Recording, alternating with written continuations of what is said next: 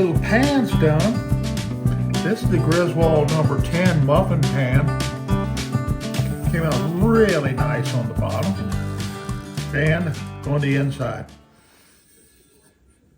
Beautiful little muffin pan. This isn't a popover pan. I'm going to do another video, show the difference between the muffin pans and the little popover pans. The cups are quite a bit smaller on those, but beautiful little muffin pan. All right, this one I want to show you. This is our golf ball pan, and I don't know. Let me see if I can get a little bit closer here. But this has been ground down. This center, that's where the gate mark was. They had to really ground that down to get it to fit. Then we have some other grind marks over here on these edges. I don't know what that was about.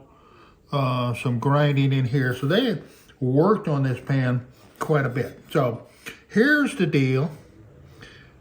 I want you to read that one there if you can, with taking in over the edge at the bottom. That's a P, looks like a P to me on that one side.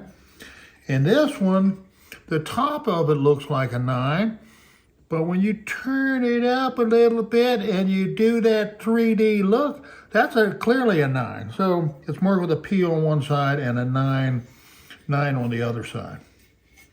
So, in the inside, really got a lot of character in there. We got that shined up real nice.